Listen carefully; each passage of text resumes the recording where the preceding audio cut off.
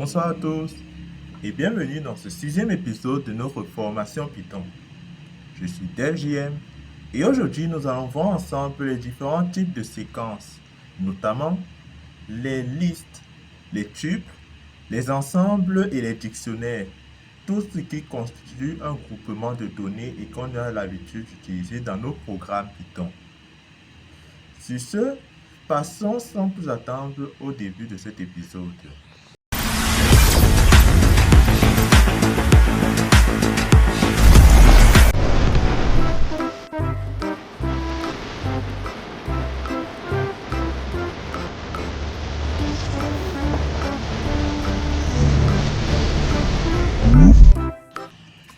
Avant toute chose, je tiens à m'excuser pour le retard qu'a pris cette sortie d'épisode.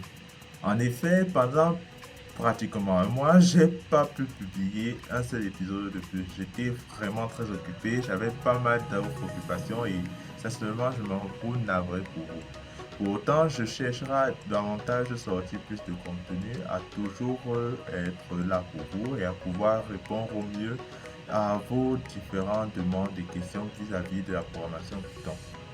Sur ce, sans plus tarder, commençons avec la formation. Comme dit plus tôt, aujourd'hui nous allons voir ensemble ce que c'est les séquences. Alors, nous pouvons nous poser la question à savoir qu'est-ce qu'une séquence. Une séquence est tout simplement une structure de données ordonnée permettant d'accéder à un élément via un indice. C'est un peu l'exemple d'un tableau ordonné avec pour chaque case du tableau un indice de position. Dès lors, nous distinguons comme séquence des listes, des tubes, bon, on a dit des ranges, mais c'est juste un ensemble de valeurs numériques, et des str, qui est tout simplement un ensemble de caractères. Je vous expliquerai plus en détail lorsque nous allons partir à la phase pratique. De plus, nous retrouvons plusieurs manières de devoir représenter les différents ensembles, les différentes séquences, que ce soit avec des accolades, que ce soit avec des crochets, que ce soit même tout simplement en écrivant du texte entre deux côtes. C'est toute une manière de rassembler, de pouvoir écrire des séquences qui peuvent être séparées, modifiées et même auxquelles on pourra voir plus tard qu'on peut y apporter des opérations. Par la suite, nous allons parler ici de ce que c'est un ensemble. Bon, en fait, déjà, il faut comprendre qu'un ensemble, c'est une séquence. Dans la seule différence qu'un ensemble ici est une structure de données non ordonnée qui stocke des éléments uniques sans doublons. En gros, c'est juste un assemblage de différentes valeurs qui sont uniques, mais qui n'ont pas d'ordre précis. C'est-à-dire qu'il n'y a pas d'indice à proprement parler pour pouvoir les positionner. Dans ce cas, nous retrouvons donc l'ensemble 17 et l'ensemble Frozen set. Là, en fait, la seule différence entre les deux, c'est que le Frozen set est invariable, genre est modifiable, tandis que le set, l'ensemble classique, nous verrons dans la phase pratique, est quant à lui un ensemble auquel on peut apporter diverses opérations, que ce soit dans la modification, l'ajout et la suppression.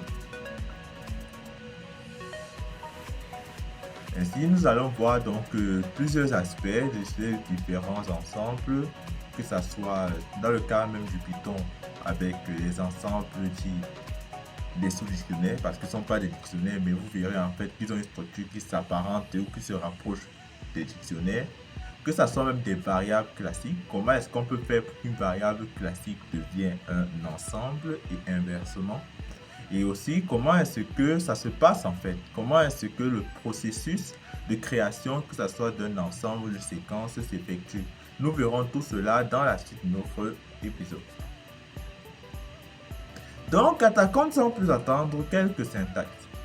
Comme vous pouvez le voir ici, j'ai essayé de représenter assez globalement quelles sont les différentes syntaxes qu'on retrouve lorsqu'on parle d'ensemble ou de séquence. Comme je vous ai dit plus tôt, un ensemble, c'est en fait une séquence, ou du moins l'inverse est toujours vrai. Là, la seule différence que l'ensemble n'est pas ordonné, la séquence est ordonnée. Donc, ici, nous retrouvons les tubes caractérisés par des parenthèses avec des valeurs. entières réelles, peu importe, du moment que ce sont des valeurs que on connaît les principaux types. Ces agglomérations, se peut dire comme ça, cette agglomération, réunion de valeurs dans des parenthèses constitue ce qu'on appelle des tubes. Et ils ont généralement la particularité d'être invariables, c'est-à-dire qu'on ne peut pas modifier la valeur une fois introduite. Ça, c'est le petit point à noter. Quant aux listes, elles représentent l'ensemble des valeurs dites associées, disons liées, dans lequel on met tout simplement tous ces ensembles de valeurs à la chaîne et après on met des crochets pour pouvoir les encadrer. En Python, ça ce qui marque concrètement ce que c'est même une liste, les crochets. Et à ça, nous aurons toutes les opérations qu'on peut effectuer dessus, que ce soit l'ajout, la suppression, l'ordonnancement, le traitement, le comptage, et il y en a tellement. Il y en a vraiment tellement. Et je verrai aussi à vous laisser en description une petite fiche documentation pour pouvoir plus vous aiguiller à l'utilisation des listes et davantage plus aux différentes méthodes qu'on peut effectuer sur ces dernières. Nous avons donc les ensembles. Comme vous pouvez voir, j'ai noté aussi les front-end qui sont en fait des ensembles invariants avec la particularité que ici il faut mettre d'abord le mot qui est front-end ou front-end set. Front-end set avec ici là on peut carrément dire qu'on fait passer une liste en paramètres. Donc c'est ça.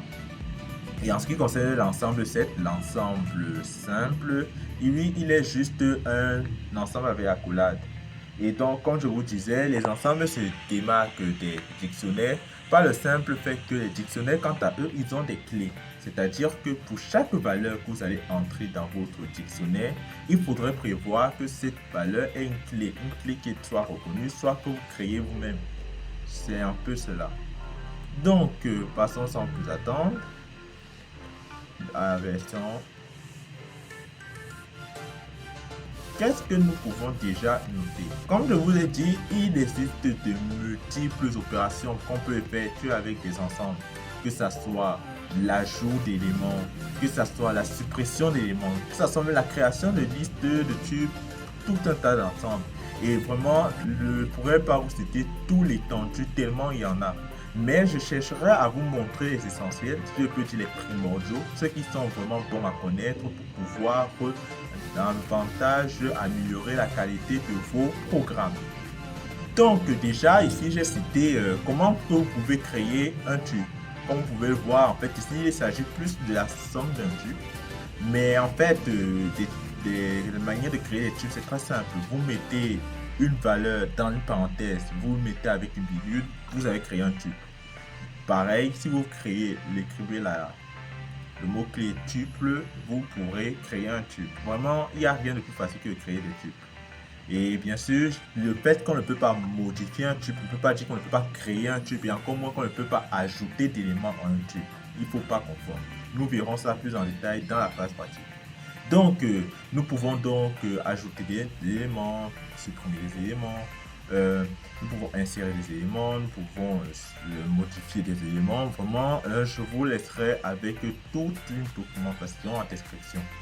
Passons donc par la suite. Vous voyez qu'il y a tout un tas de... Vraiment, il y a un champ de possibilités incroyable avec cette notion de syntaxe, cette notion de méthode avec les ensembles. C'est tellement fascinant que j'ai le souffle coupé.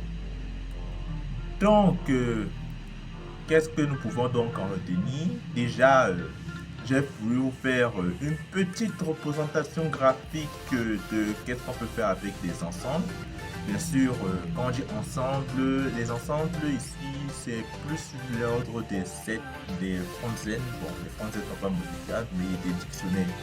On écarte vraiment ici là, le concept même de liste et tube. Mais pour autant, nous pouvons faire des opérations très intéressantes, notamment la réunion, qui sont en fait le fait de pouvoir faire un mélange. L'intersection, on prend ce que les deux parts ils ont en commun. La différence privée, bon en fait c'est juste le fait de pouvoir récupérer seulement ce que l'autre n'a pas. C'est aussi simple que ça. Et enfin, la symmetry difference. Bon, là, en fait, c'est plutôt l'inverse de l'insertion. C'est-à-dire qu'ici, on récupère tout simplement ce qui n'est pas dans les deux. Bon, le schéma parle déjà, mais j'espère que vous, on se comprend. Et ici, il faut vraiment récupérer tout ce qui est unique, en fait, à chaque ensemble. Vraiment, c'est aussi simple que ça.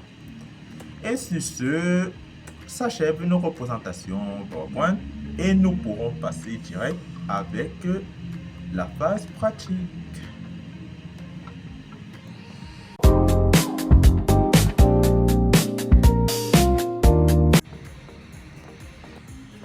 Bon, maintenant que l'autre partie de moi a fini de vous faire un petit résumé de ce que c'est les ensembles et les sets, je vais même me charger de vous montrer un peu ce que ça donne lorsqu'on programme avec. Bien sûr, vous doutez bien, je ne vais pas pouvoir vous montrer tout l'étendue de ce qu'on peut faire avec des ensembles et avec des séquences. Pour autant, je me chargerai de devoir vous donner l'essentiel, vraiment le plus important. Ce sera donc à vous de devoir poursuivre avec des recherches pour pouvoir augmenter votre bagage intellectuel et pouvoir dupliquer votre productivité et votre manière de pouvoir utiliser les ensembles dans vos programmes. Donc, sans plus attendre, commençons d'abord avec les tubes. Comme dit plus tôt, créer un tube, il n'y a rien de plus facile. En fait, le tube se crée presque tout seul. Il suffit juste de lui affecter plusieurs valeurs dans des parenthèses. Si je dis par exemple ici A tracolage, je mets ici A. Et ici, là, je mets virgule, disons B. Et même encore virgule, je mets maintenant 2. Comme ça, juste pour le plaisir. Je fais un print. Et je mets dedans un type. Vous vous rappelez de la commande type. On a vu ça en début de formation. Pour connaître le type de X et par la suite, j'affiche X. Si j'exécute, bon.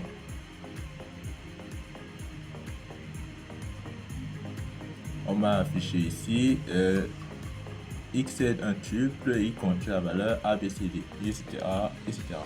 Donc, mais ce qui est encore plus fascinant, c'est que hormis cette méthode de création de tuple, je peux aussi utiliser le mot-clé tuple, dans lequel je vais faire passer cette fois-ci plusieurs valeurs. On peut avoir, comme je l'ai dit, on peut mettre ici la A. Après, on remet B, C, D. Vous pouvez mettre n'importe quoi. Hein. Vous pouvez mettre trou, par exemple. Oui, pourquoi pas, trou. Par la suite, disons même 1, moins. On relance.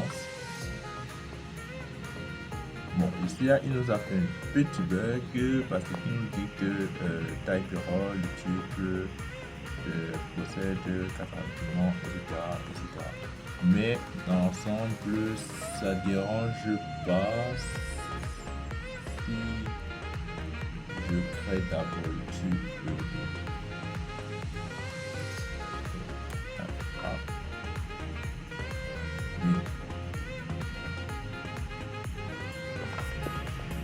Moi, ça a créé le tube. Mais comme je vous ai dit, il n'est pas nécessaire de devoir vraiment se farcir avec cette méthode. Dès l'instant où vous mettez déjà des parenthèses, en fait, on considère ici que vous faites un tube. Et si je peux reprendre avec le cours précédent, lorsque on a vu comment créer des fonctions, vous êtes sans doute dit qu'est-ce qui se passe lorsqu'on veut retourner plusieurs valeurs via notre fonction. Genre, par exemple, je fais une fonction de recherche. Je veux retourner à la fois la position et peut-être un true en false par rapport à ce qu'on a trouvé l'élément ou pas. Je sais pas moi, peu importe. Mais en fait, dans ce cas, vous allez retourner tout simplement un tube. C'est-à-dire que vous allez faire un return les variables, les valeurs que vous voulez sortir et ça va sortir justement sous la forme d'un tuple. Donc de là, un tuple, ça se crée aussi simplement que ça. Je prends une parenthèse, je mets une valeur, je mets une virgule, je mets une autre valeur et si je veux, je mets rien d'autre, juste ça. Et j'obtiens directement un tuple, comme vous pouvez le voir, ça marche. Mais attention, ne mettez pas juste, par exemple, une valeur, disons 1, dans une parenthèse et après vous dites que vous avez créé un tube. Non, c'est toujours un entier. si je viens ici, j'affiche le type de cette variable, on va me dire entier. Pour la simple et bonne raison que vous n'avez absolument rien changé à la composition. C'est toujours 1. Laissez-moi un peu descendre. Vous voyez, la nature est restée un int. C'est donc toujours un entier. Ça ne change absolument pas. Bien sûr, on peut faire plein d'autres choses intéressantes avec les tuples. Je vous ai parlé tout à l'heure des opérations qu'on pouvait faire. C'est-à-dire que quoi? Admettons, j'ai par exemple mon tuple 1. Bon, on peut augmenter un 2, pourquoi pas.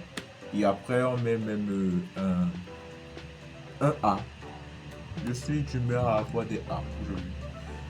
On met des A et oui, pourquoi pas. On continue avec une virgule flottante. Et c'est là, comme je l'ai dit, ça ne dérange pas parce qu'on est dans le cadre des tubes. Il considère juste que c'est vite. C'est aussi simple que ça. Mais dans ce cas, si par exemple je crée un autre tube du style Y et que Y quant à lui il a peut-être disons une valeur 3, 5 et B par exemple, et ben je peux tout simplement faire la concaténation des deux. Bon, dit concaténation c'est pas le bon terme, la fusion des deux, l'union si vous vous rappelez.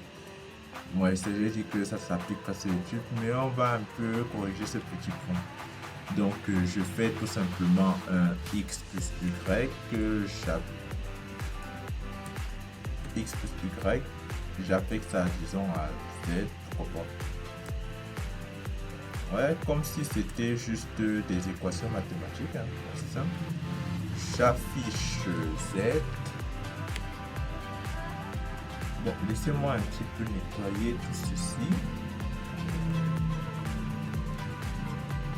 Voilà.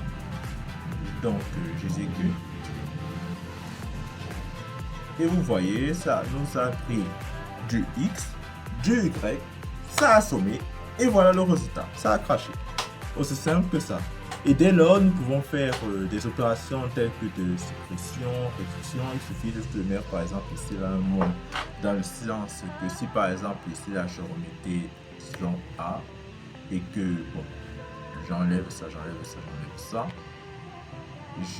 relance. Bon, il a dit que c'est pas possible parce que A, vous vous rappelez, une chaîne de caractères, c'est pas un tube. On peut pas faire ça avec une chaîne de caractères. Je corrige ça rapidement.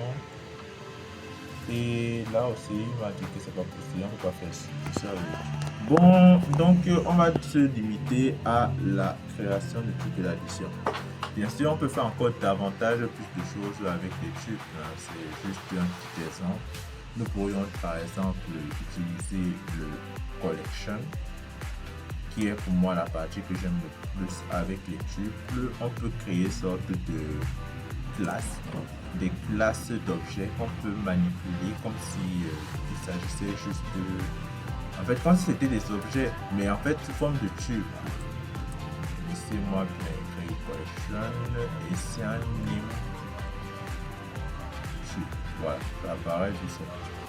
Donc, en fait, son boulot à lui, c'est tout simplement de devoir créer des tuples nommés. Dit comme ça, c'est pas très clair. Laissez-moi vous prendre un exemple. Disons par exemple, je veux créer, disons, une sorte de configuration fixe pour un tube.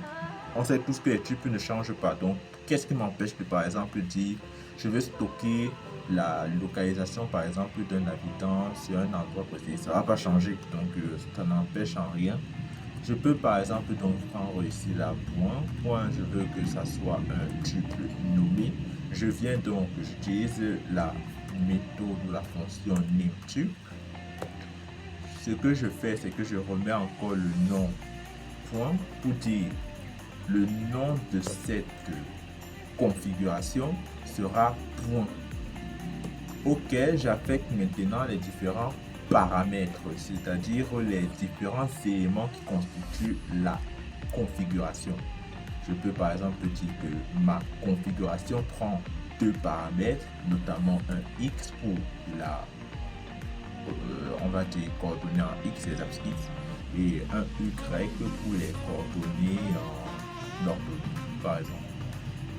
Une fois la configuration créée, le type nommé, je peux maintenant me servir de cette configuration par la suite en utilisant, en fait, tout simplement point comme étant, je parle de ce point, pas celui-ci, comme étant en fait une sorte de fonction génératrice constructeur. On verra un peu plus ce que c'est lorsque nous verrons les différents usages des classes et autres.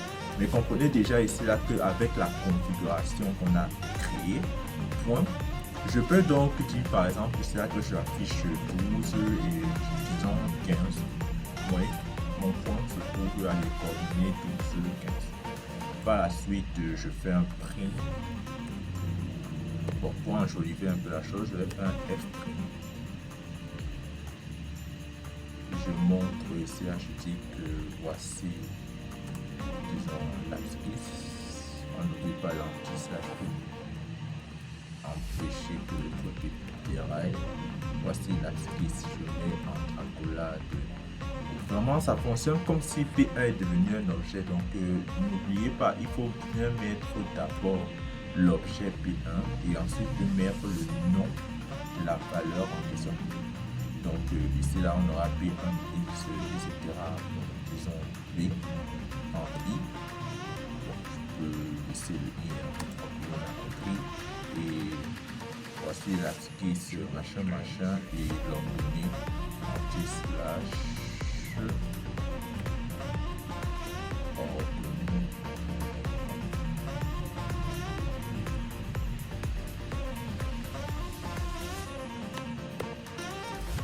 On fait la collade, on met P1, Y. Voilà. Si j'affiche, bon, laissez-moi nettoyer tout ça rapidement. Ok. Si j'affiche, ça m'affiche bien. Voici l'abscisse. Bon, il n'a pas lu A, une petite erreur. C'est pas grave. Voici l'abscisse 12 et l'ordonnée 15. Si je créais un P2, CTRL C, CTRL V, et que je lui affectais plutôt, par exemple, disons 2 et 5. Je viens ici, là, je remplace ça par 2, je remplace ça par 2.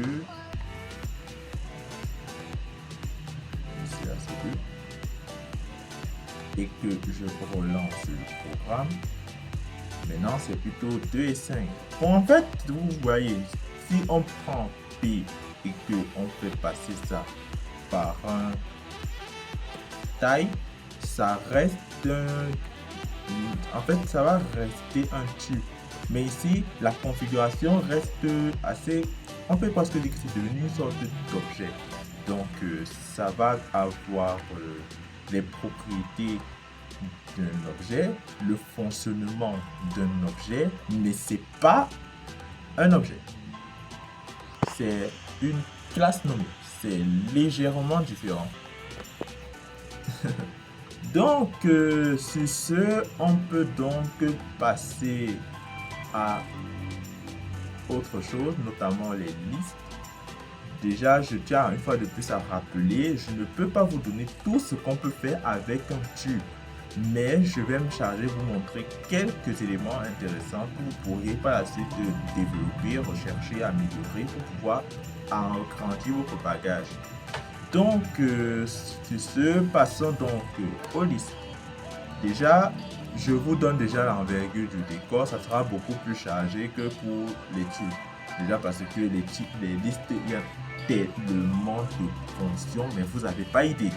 Il y a une quantité, mais c'est énorme, c'est phénoménal. Déjà seulement la création de la liste. On va commencer par là.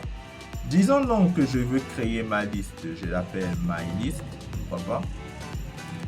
Et il y a en fait deux méthodes pour créer une liste.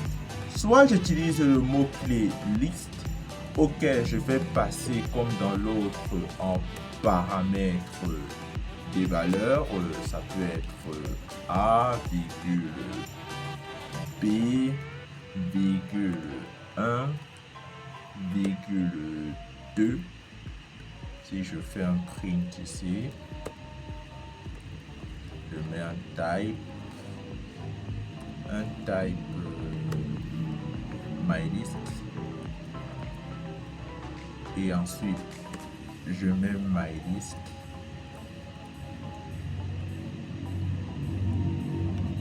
On nettoie ici.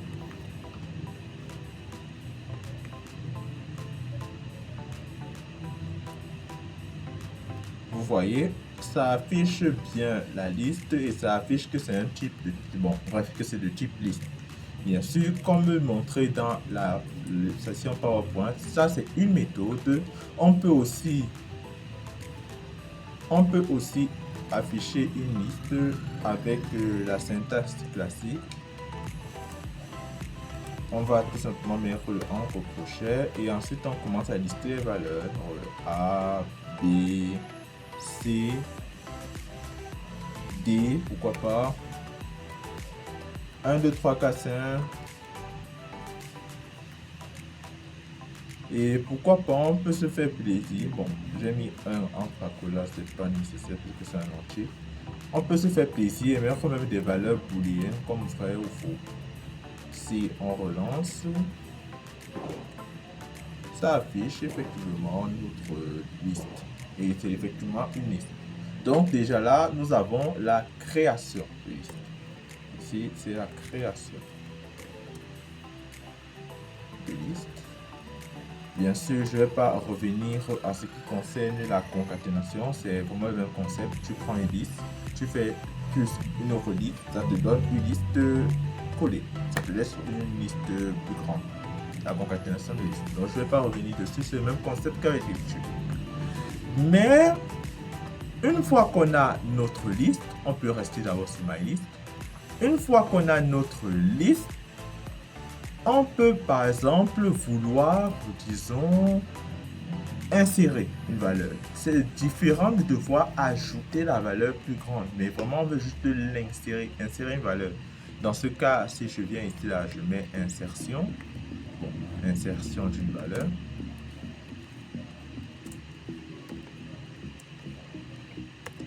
À ce niveau, nous avons deux options.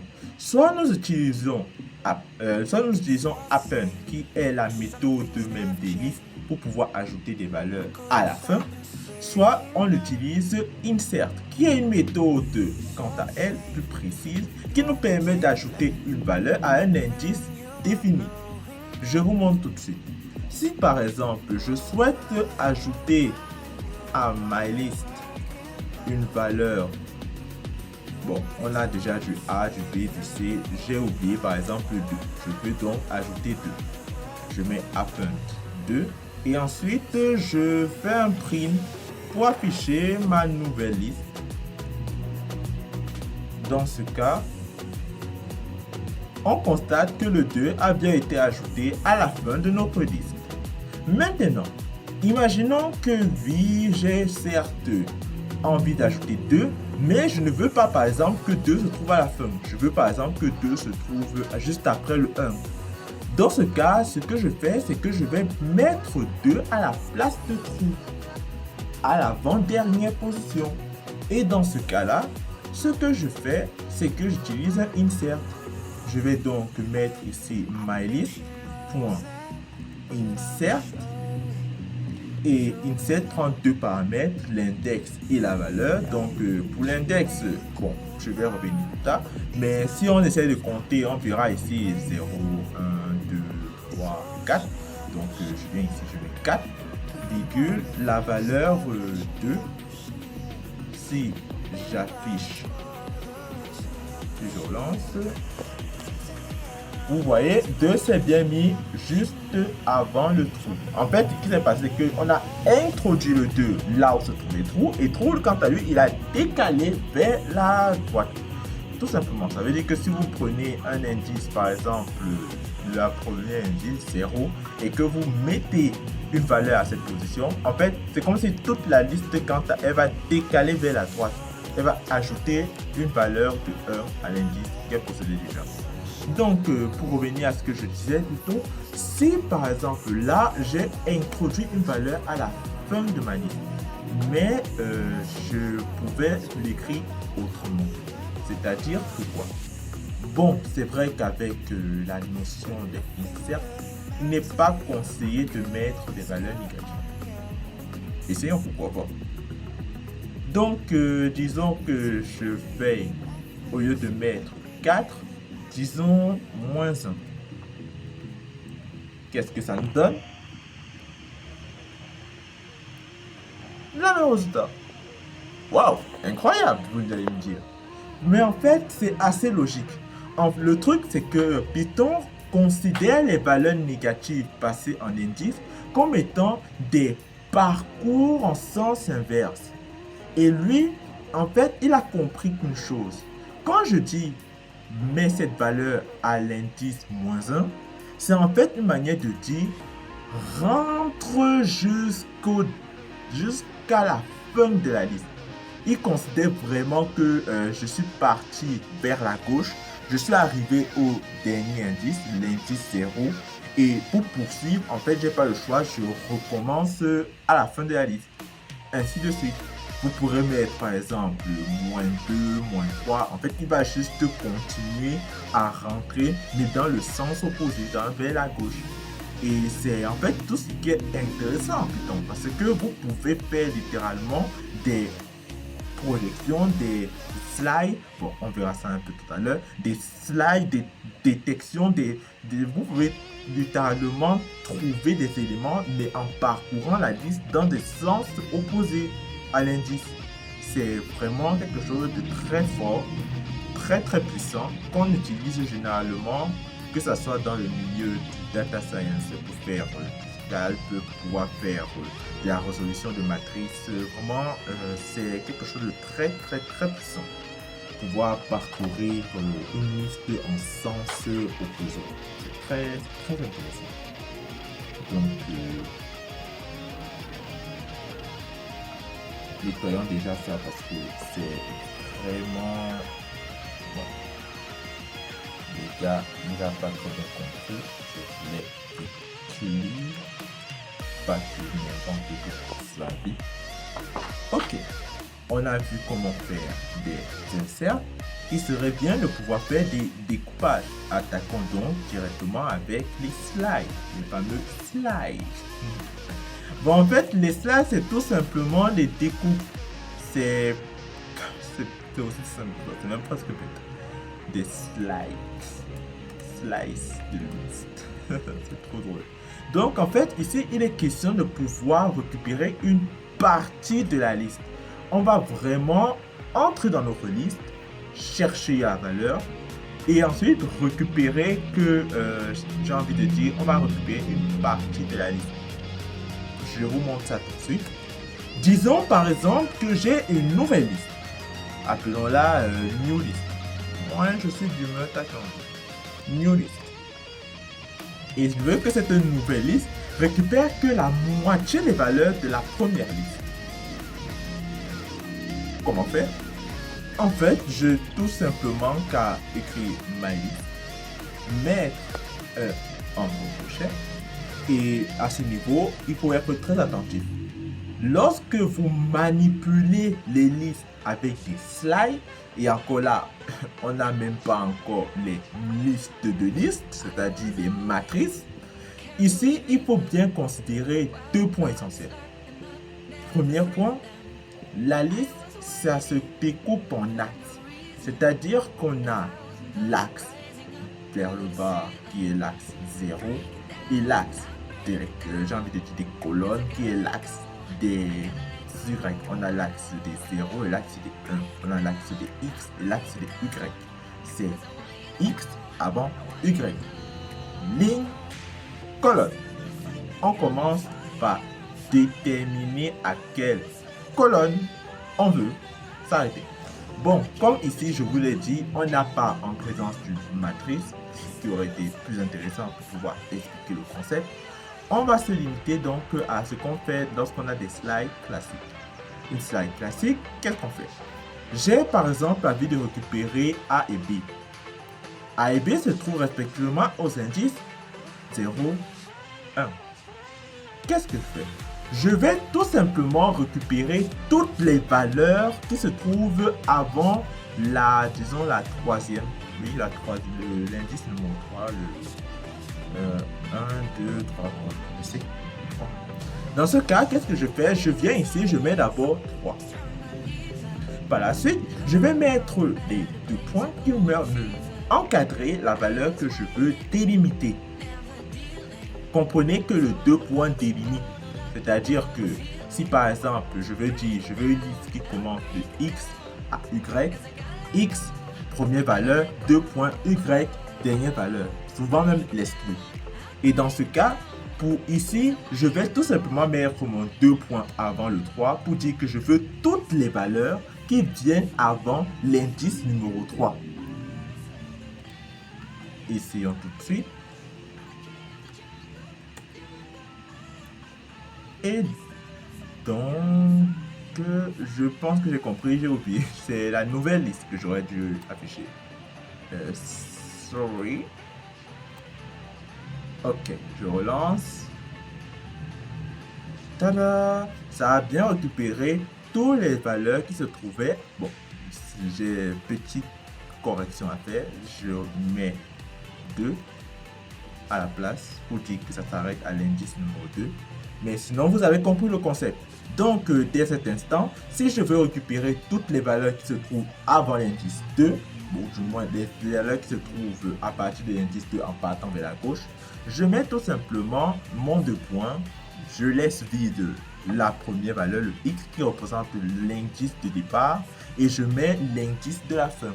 Inversement, si par exemple j'avais voulu prendre ma liste à partir, disons, du numéro 3, je viens ici, je mets 3 au début pour dire commence par l'indice numéro 3 et je mets rien à la fin pour dire pas jusqu'à la fin. Dans ce cas, si j'exécute, ça me récupère toutes les valeurs à partir de l'indice 3 jusqu'à la fin. Bon, c'est peut-être ici là que vous avez remarqué, il y a la petite nuance. En fait, ici, il a récupéré toutes les valeurs qui suivent l'indice numéro 3 sans l'inclure. Donc, c'est un point vraiment important à retenir. Lorsque vous faites du slicing, de la découpe de liste, en fait, ça s'approprie partout, hein. Découpe de liste, découpe d'ensemble, découpe de dictionnaire, on verra ça après. Mais sinon, quand vous faites vraiment la découpe de liste, il est très important de comprendre que lorsque vous récupérez toutes les valeurs avant l'indice, vous incluez l'indice que vous passez en paramètre. Mais quand vous récupérez toutes les valeurs après l'indice, vous récupérez toutes les valeurs sauf l'indice, sauf la valeur de l'indice que vous avez passé en paramètre. De là, on peut faire des choses fabuleuses. Si je veux par exemple récupérer seulement B et C, amusons-nous un petit peu. On va donc récupérer, qu'est-ce que j'ai dit? On récupère pour la droite l'indice qui vient avant et pour à gauche l'indice qui vient à partir. Donc ici, je vais tout simplement mettre,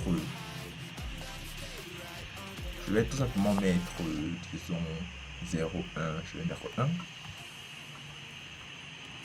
Et je vais mettre 0, 1, 2, je vais mettre 2. Voilà. Si j'exécute, ça m'a récupéré B. B, c'est logique que je dois mettre plutôt 3. N'oubliez pas, ça récupère à la droite à partir de l'indice de la fin. Donc, si je remets, si j'exécute, ça nous a récupéré B et C.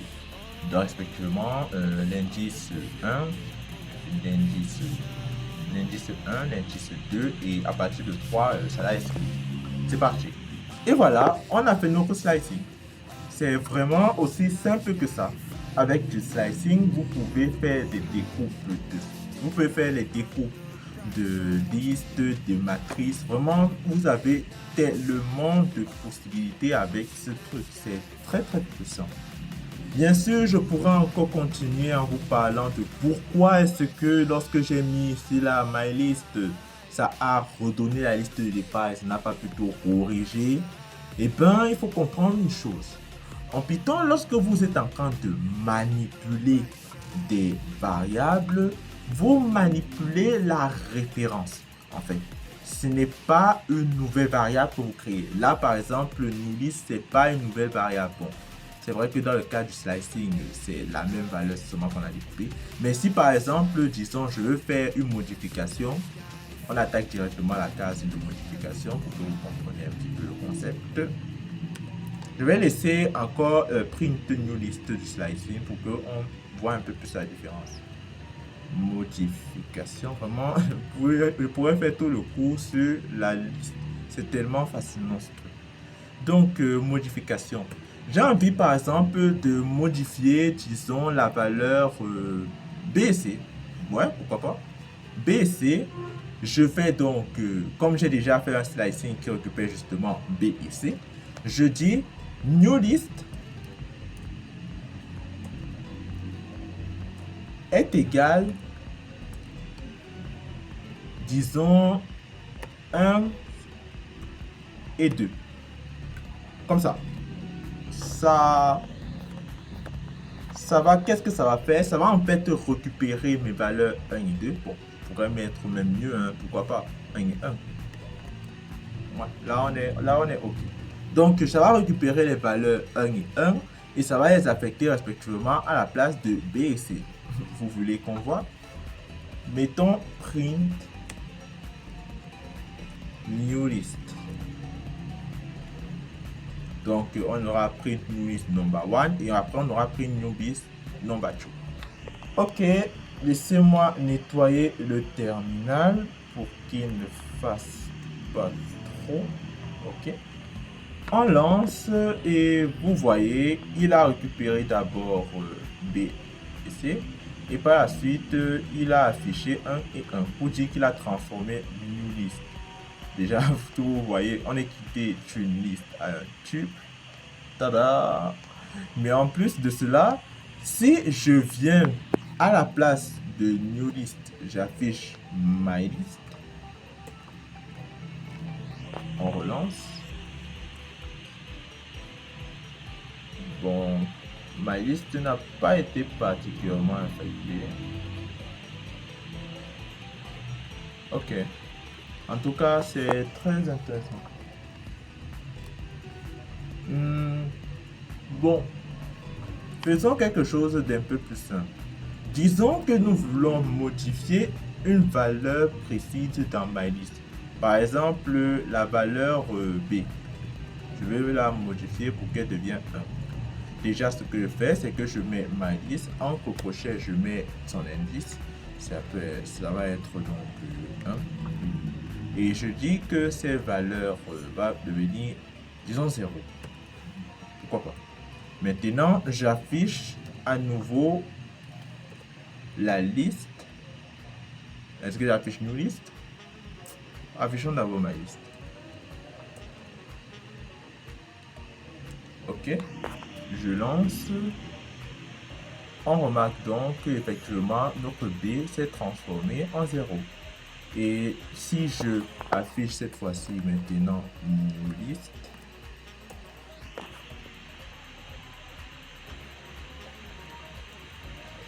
bon, pour newList, il n'y a pas eu de changement. Apparemment, Python est un peu évolué. En fait, je vous explique ce que je voulais vraiment vous mettre en évidence ici. Le truc, c'est que Python fonctionne avec des références. Ce qui veut dire de quoi? Du moment que vous créez deux variables et que l'une hérite de l'autre, si une modification est affectée à la première, la même modification est affectée à la seconde par le principe d'héritage. Le truc, c'est que lorsque vous modifiez une valeur, ce que vous modifiez, ce n'est pas en fait la case mémoire ou du moins la mémoire directe de l'objet, mais c'est en fait j'ai envie de dire la référence. Et cette référence tire ses origines de la première variable que vous avez créée. D'où le fait que modifier la première variable modifie automatiquement la deuxième. Donc, c'était un peu le petit concept que je voulais mettre en évidence. Bon, il faut croire que le slicing, il coupe ça, en fait, il limite ça. Mais dans la mesure du possible, lorsque vous voulez créer deux listes, l'une héritant de l'autre, je vous conseille de mettre la propriété newsCopy. C'est en fait une propriété qui vous permet de pouvoir créer deux listes distinctes qui n'ont absolument aucune interférence. C'est-à-dire que si par exemple là je mets une liste, MyList, je fais une modification au niveau de MyList, après j'affiche une liste, bon, je pense que c'est l'exemple le plus banal de chez Banal.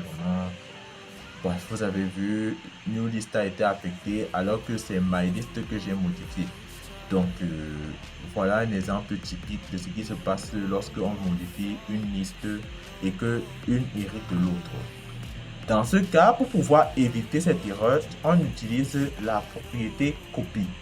Copy, qu'est-ce que lui fait? Il va tout simplement récupérer en fait la liste, mais vraiment il va récupérer la mémoire même de la liste et il va coller ça, il va créer une nouvelle mémoire pour la variable newList, de sorte à ce que les deux agissent en fait de façon complètement séparée.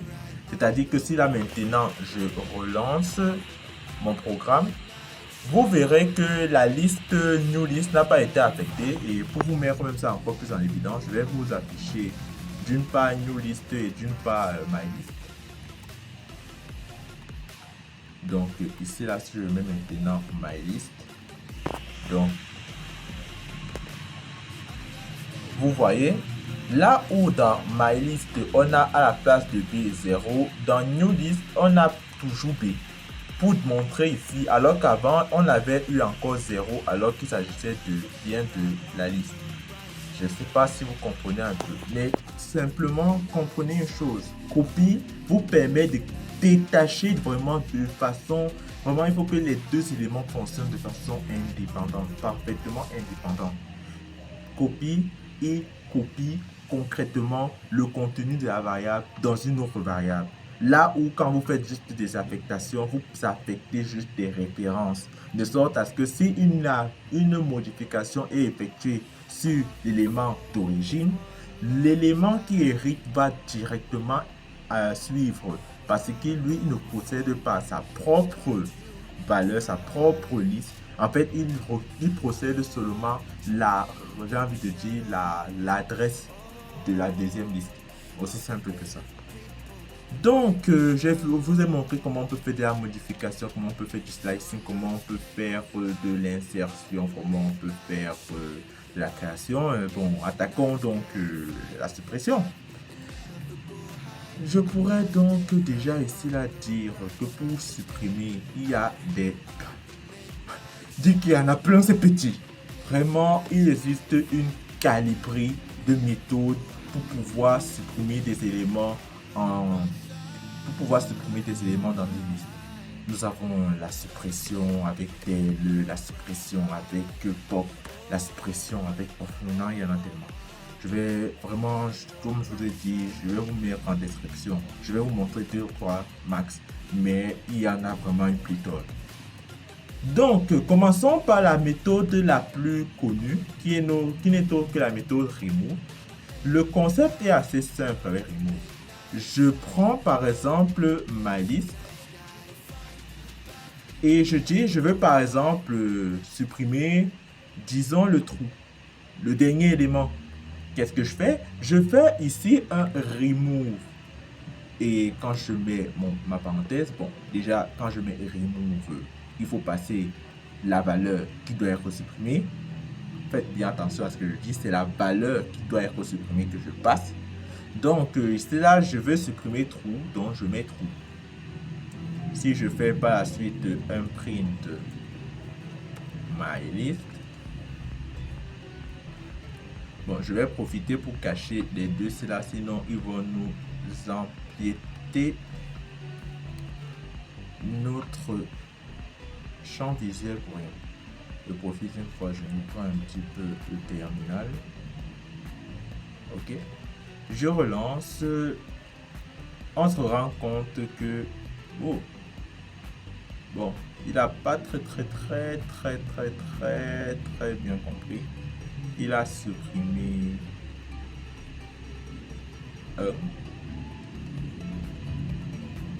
d'accord. Pourquoi qu'il ne peut pas supprimer trop? Pourquoi? J'en ai aucune idée. Mais déjà, vous voyez déjà une limite. Si je faisais plutôt ici, je pense que ça aurait été légèrement différent. Ouais, pour ça, il n'y a pas de problème. Apparemment, il a juste les comptes avec tout ce qui est true ou false. C'est pas grave. Donc déjà vous voyez donc ici qu'avec remove il suffit juste de passer la valeur si elle n'est pas un booléen, si elle n'est pas un booléen en paramètre pour qu'elle puisse supprimer aussitôt cette valeur. De là nous avons donc une autre manière de supprimer des éléments dans des listes. Bon en fait je dis dans les listes mais vraiment on le retrouve presque dans tous les ensembles, qui est autre que la méthode del.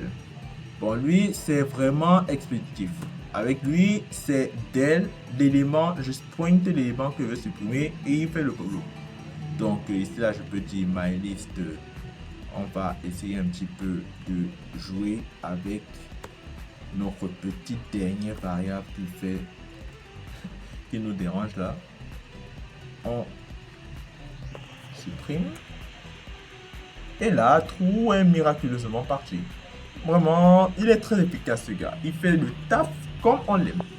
Donc, avec del, il est possible de devoir supprimer des valeurs en déterminant en fait la position de l'élément. C'est-à-dire que si, bon, je ne vais pas vous expliquer encore moins un, je crois que je l'ai déjà fait. Si vous avez un élément qui se trouve à la première position, vous mettez tout simplement le pointeur et vraiment, quand je vous ai dit del, on le retrouve pratiquement sur tous les autres ensembles, que ce soit des listes, que ce soit des ensembles simples, des front ends. Je vous ai dit que le fait qu'on a un ensemble invariable ne veut pas dire qu'on ne peut pas supprimer, on peut le nettoyer bien sûr. Donc on a ceci, on pourrait même encore donner un dernier pour la route, lui pour votre plus grand plaisir à tous, et qui n'est autre que la méthode pop. La particularité de pop pour supprimer des éléments, c'est que pop, lui, en plus de supprimer l'élément de notre liste, il va retourner en fait, j'ai envie de dire, il va retourner l'indice de l'élément. Bon, en fait, s'il trouve l'élément, il retourne son indice et après il supprime. S'il ne trouve pas, il retourne il retourne nul en fait. Il retourne nul et après il supprime pas en fait. Il n'y a pas de message, c'est juste soit il trouve, soit il trouve pas. Donc, c'est vraiment la méthode la plus sûre pour pouvoir supprimer un élément sans avoir fait bugger le programme si l'élément n'existe pas dans notre liste. Donc, comment on l'utilise? On écrit tout simplement le nom de la liste. On fait un pop, tout simplement. Vraiment, vous n'êtes même pas obligé de mettre l'élément à supprimer. Hein. Si vous ne mettez rien, comme c'est écrit dans la description, ça va récupérer directement le dernier élément. Si vous mettez un indice, disons 0, ça va supprimer le premier élément. Mais ce qui nous intéresse le plus, c'est quel est l'élément supprimé. Je mets ici un petit L pour que vous voyez. Donc, on va mettre ici la L et on va mettre la virgule pour dire que affiche-nous à la fois l'élément supprimé et à la fois la nouvelle liste. Vous allez voir, c'est très intéressant. J'exécute.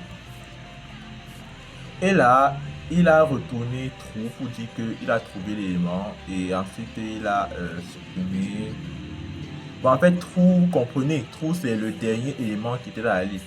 Si j'avais mis par exemple ici la 0 pour dire supprime plutôt le premier élément, il allait plutôt retourner, c'est quoi déjà le premier élément? A.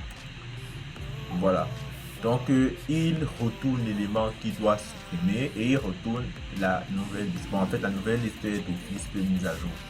Et c'est ainsi qu'on va s'achever, que s'achève, bon, pas l'épisode bien sûr, que s'achève la partie sur les listes. Bien sûr, on pourrait faire encore plein d'autres choses avec les listes, notamment l'ordonnancement. On pourrait utiliser des méthodes telles que sort, des méthodes telles que, j'ai envie de dire, order, field, map. Vraiment, il y en a des pléthores.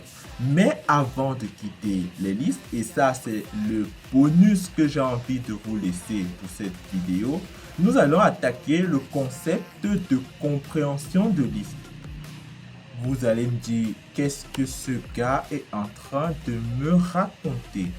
Déjà, je vais un petit peu faire de l'espace. Je vous explique. Le concept même de la compréhension de liste réside dans un truc très simple. Avec le temps, on s'est rendu compte que créer des listes en citant chaque fois les valeurs, c'est pénible. C'est très pénible. Si j'ai par exemple une liste avec, disons, 100 points, genre de 1 jusqu'à 100, je ne vais pas tout de même m'asseoir et commencer à faire genre 1, 2, 3, 4 jusqu'à 100. C'est pas possible. Bien sûr, vous allez me dire, je peux toujours créer une petite fonction à côté qui fait une boucle et après j'utilise la propriété. Oui, oui. Mais en Python, il y a un phénomène ou du moins une particularité qui nous permet de faire tout ça en un. Vraiment, vous prenez ce que vous voulez faire là avec les fonctions, vous prenez le concept même d'ajout d'éléments avec le happen, vous fusionnez et vous avez ce qu'on appelle la compréhension de liste.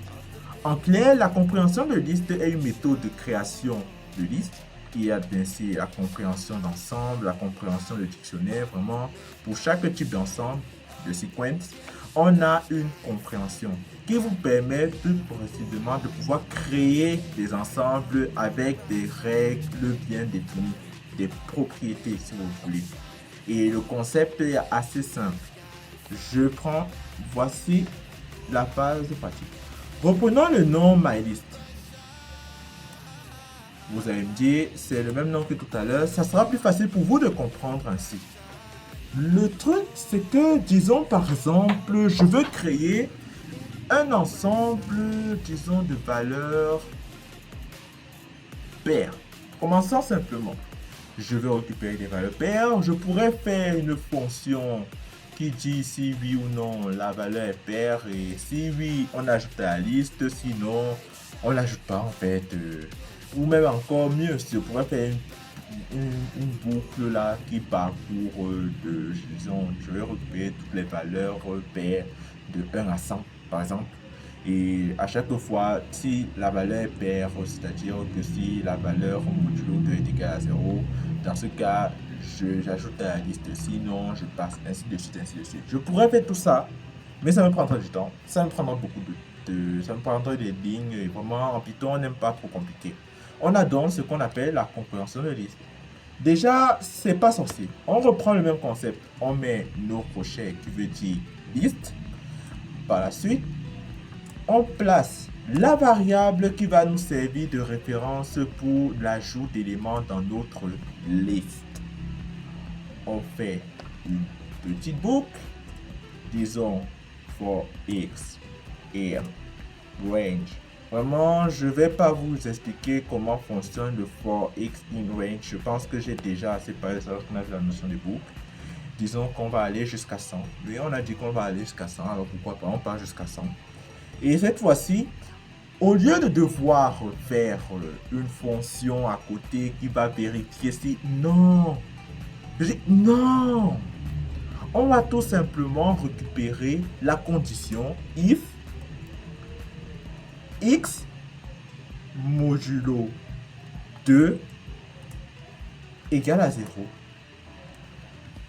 Et c'est bon. C'est fini.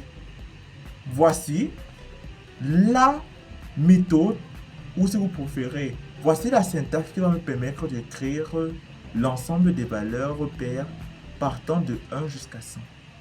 Bon, de 0 jusqu'à 100, vous comprenez le range, etc. Vous ne me croyez pas, c'est normal. Clear. Exécutons.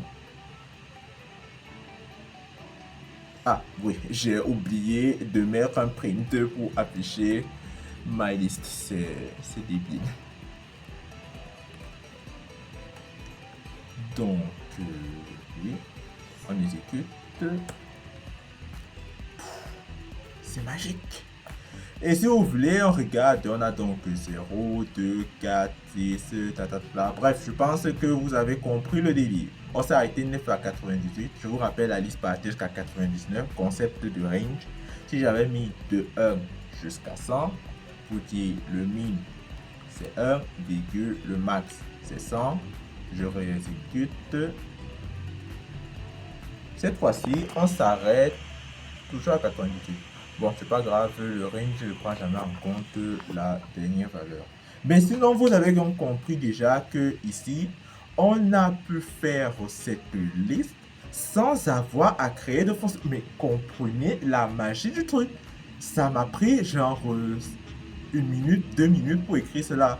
et j'ai fait l'équivalent de ce que vous aurez fait une fonction, un return, une comparaison, un if. Bref, vous aurez vraiment utilisé beaucoup de concepts qu'on a vus sur la chaîne et je vous en remercie si vous restez attentif à toutes mes explications de cette vidéo.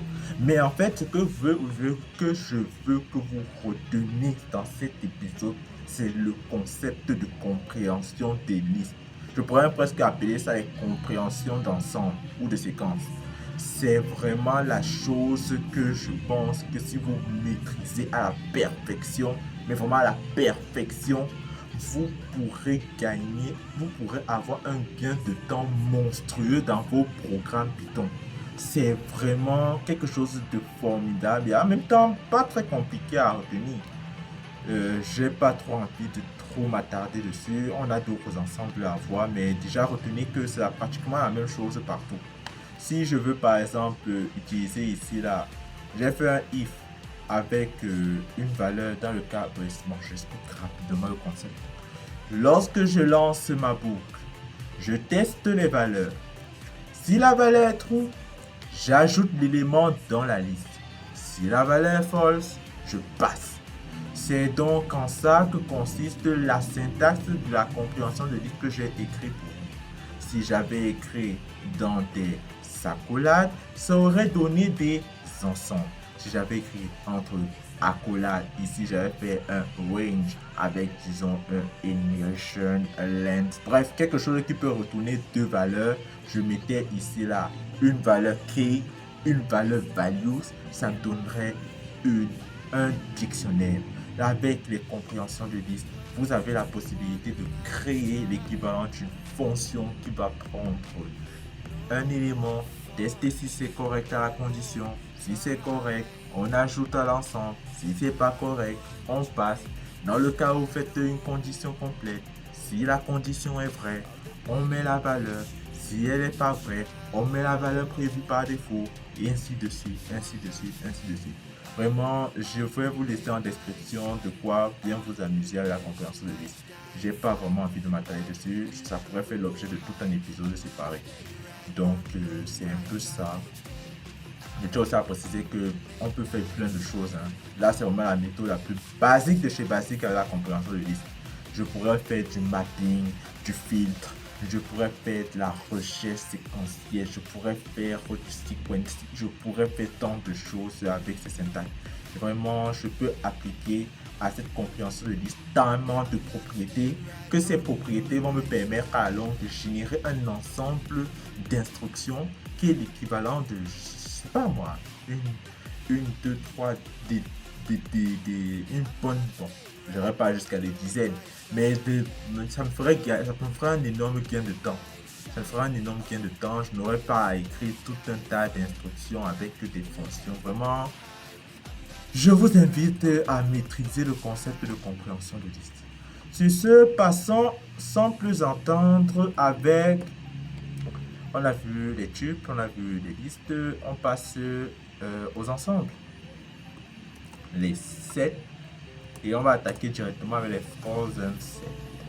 Bon, déjà, je vais pas m'attarder sur les trucs qu'on a déjà vus. Je pense que vous avez compris dans le PowerPoint comment on crée des ensembles. C'est juste, bon, je peux appeler quand même mon ensemble. Ça, je l'appelle, disons ENS. Bon, je ne sais pas si c'est une propriété. Vous rappellerez qu'en Python, il ne faut pas mettre des variables qui sont en fait des noms-clés. Par exemple, je ne peux pas créer une liste qui s'appelle liste. Ça ne donne pas. Bon, ça va peut-être donner dans le cas où c'est clairement défini que c'est une variable, mais sinon, ce n'est pas conseillé. Ne mettez pas en variable des mots-clés qui servent pour des fonctions définies. Ça va embrouiller au programme et faire des bugs. Vraiment, en fonction de l'interpréteur, ça pourrait partir en n'importe quoi. Ne faites pas ça. Vraiment, s'il vous plaît, ne faites pas ça. Donc, ici, j'appelle ENS ou ensemble. Et je peux dire déjà que si je fais un accolade ici, je mets ici la A, je mets ici la B, je mets ici la trou, je mets ici la C. Bref, vous avez compris, ça va à chaque fois me retourner. Ça va me retourner un ensemble. Bon, on va se limiter à celui-ci. Si je fais un print, bon, vous avez déjà l'habitude, un print type dans lequel je fais passer mon ENS.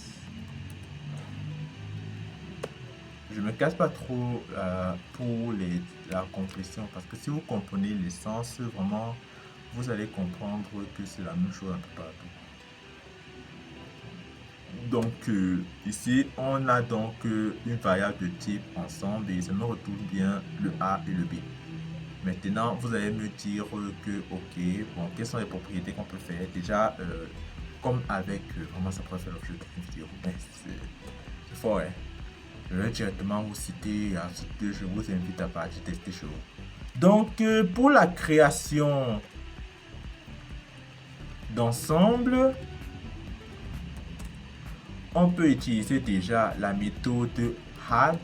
En fait, considérez ici que add est l'équivalent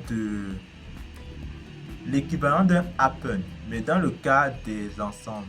Ici, si je mets add et que j'ajoute, disons, la valeur C, automatiquement, ça va ajouter l'élément en première position.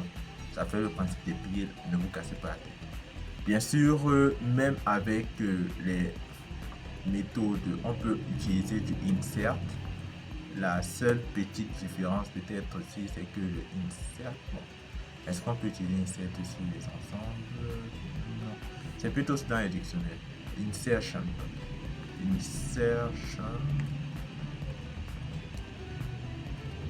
Dans les dictionnaires.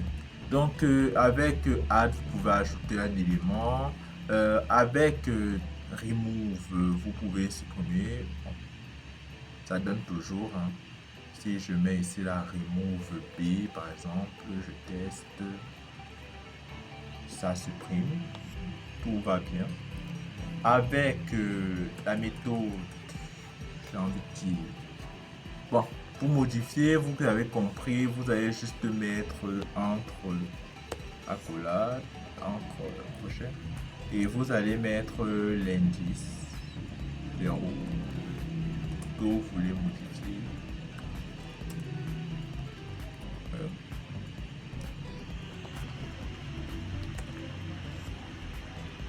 Ah oui, c'est vrai, les ensembles n'ont pas d'ordre.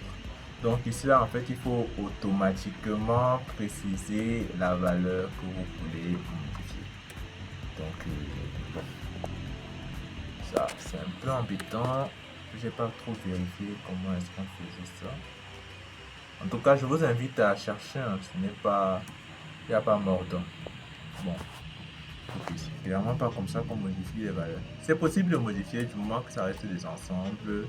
On peut modifier. Je crois qu'il suffit juste de faire passer une valeur à l'ensemble et automatiquement il va modifier. Bon, c'est pas grave. Si je veux, je ajoute un nouvel ensemble, disons PE. Bon, disons 1 et 2 pour gagner en temps. Bon, je vais faire la fusion des deux.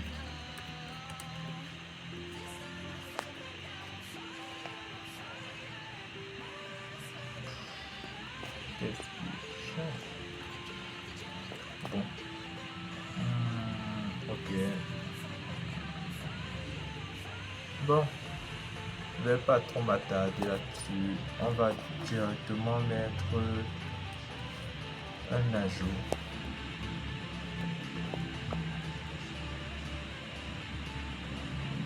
D'accord. En fait, ça a juste écrasé l'ensemble qui était déjà là et ensuite ça a modifié. Bon, pour les propriétés avec les ensembles, je vais vous envoyer découvrir. Hein. Vous allez vous amuser. Il y en a aussi beaucoup comme avec les listes. C'est vrai qu'on ne les manipule pas trop souvent. Ils ne servent pas toujours. Mais ils ont aussi leur côté et leurs avantages. Donc, ah oui, je ne vais pas quand même passer ici, là, ça vous manque le front-end. Avec le front-end, en fait, c'est assez simple. Vous faites littéralement passer en paramètre une liste. Oui, littéralement. Bon, c'est pas vraiment une liste, une syntaxe. C'est la syntaxe pour pouvoir créer un front-end.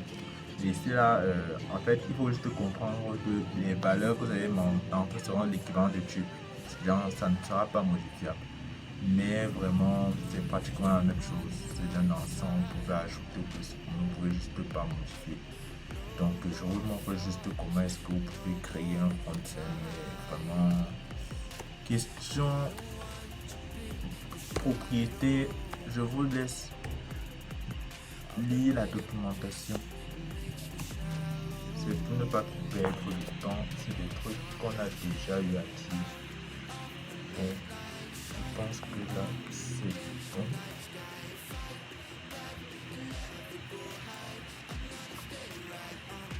Ok, c'est un front-end. Comme vous pouvez le voir, ça a affiché dans la parenthèse front-end et ça c'était ensemble.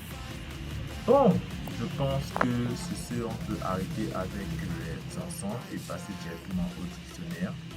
Je sais, vous allez me dire qu'il y a tellement de choses que je n'ai pas montré, qu'on pourrait faire encore mieux, etc. Mais honnêtement, on va pas s'attarder dessus. Comme je vous ai dit, j'ai laissé un fichier en description dans lequel vous pourrez voir tout l'étendue de ce qu'on peut faire, que ce soit les ensembles, que ce soit les dictionnaires. Vraiment, je ne souhaite pas que cette vidéo dure 1 heure et quand je vois déjà le compteur, je vois que ça fait déjà 1 heure. C'est incroyable que je suis resté aussi longtemps. Ah, c'est ça, non, vous comprenez pourquoi j'avais peur de tourner cet épisode-là.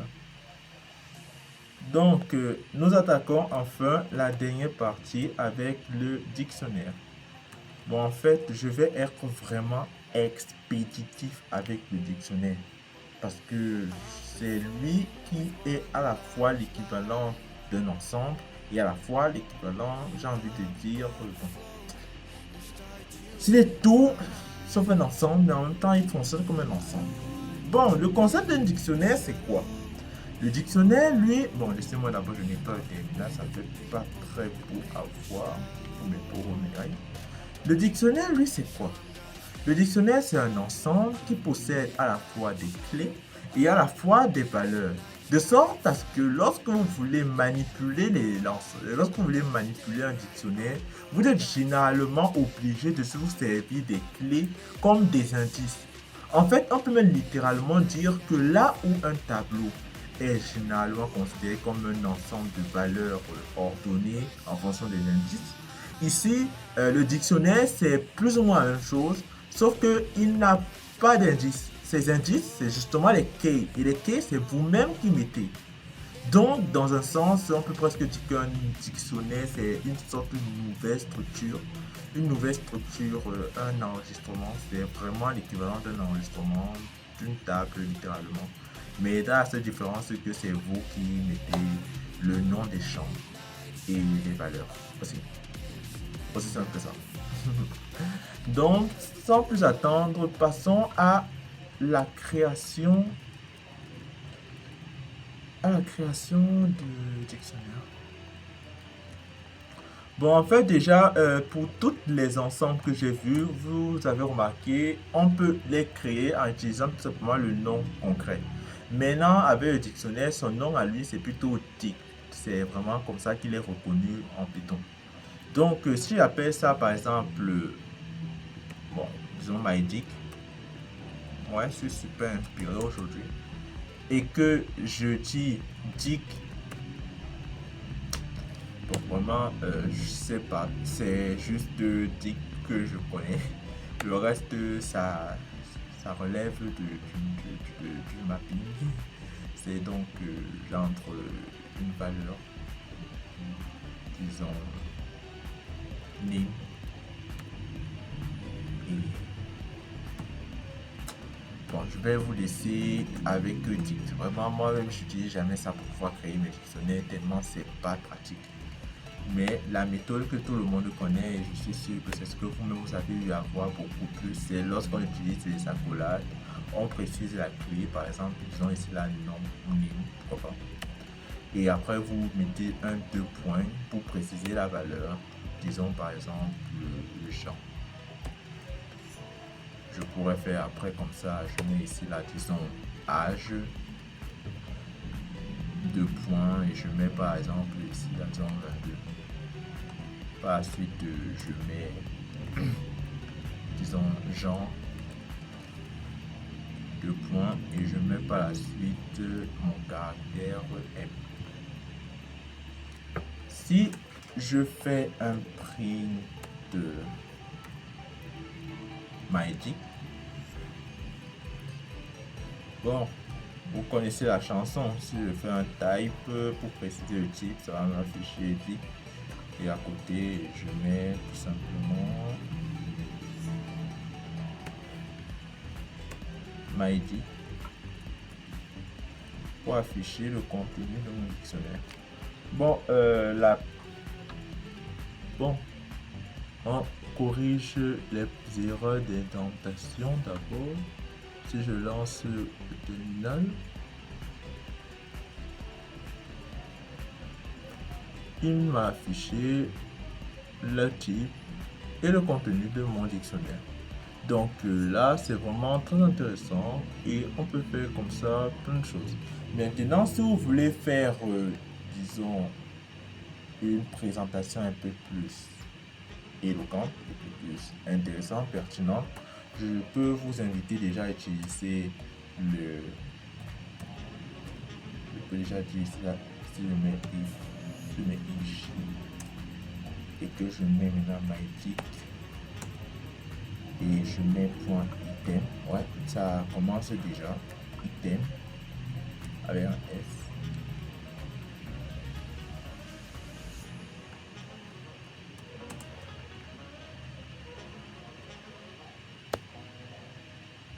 Ok, deux points et que maintenant, disons que je veux faire une présentation un peu plus éloquente avec, disons, je vais faire F-string rapidos éclair luminous. Je mets ici I. Bon, en fait, ce que je fais avec item, c'est que je récupère tantôt la clé, tantôt la valeur. Ce qui fait que si je mets par exemple ici la I et que par la suite je mets, disons, deux points et après je viens ici là, je mets aracolage J. À ce niveau, si je exécute, vous voyez, ça m'a affiché la clé, la valeur, la clé, la valeur, la clé, la valeur. Et encore, je pourrais même aller plus loin. Si par exemple, je viens ici, là, je mets K, et K avec S. Et par la suite, bon, vous vous rappelez avec les machins, on met ici pour pouvoir utiliser plusieurs ensembles. Il faut que les ensembles ont la même taille. Paramètre important, bien sûr, on ne se soucie pas trop de ça quand on utilise les dictionnaires. Donc, je mets ici la key composé et je mets ici la values. Ça commence très très fort. J'espère que vous arrivez à suivre. Je mets ici values et je relance. Même chose. Ce qui s'est passé, vous comprenez, je récupère la clé, j'affecte à I, je récupère la valeur, j'affecte à J. Donc, maintenant, disons, je veux modifier une valeur. Peu importe. Dans ce cas, même concept, je prends mon dictionnaire. Bon, on commence d'abord avec l'ajout. Pour dire que si je veux ajouter, par exemple, un élément à mon dictionnaire. Bon, en fait, le concept de l'ajout dans un dictionnaire, c'est tout simplement vous créez la clé. Si la clé, c'est déjà âge, genre, nom, vous pouvez ajouter un, disons par exemple, taille. Et vous affectez une valeur, disons, 1.9. Ouais. 1.9, je lance mon programme. Ah oui, c'est vrai, il faut afficher, sinon il va rien afficher, sinon il va rien comprendre. Print magnétique.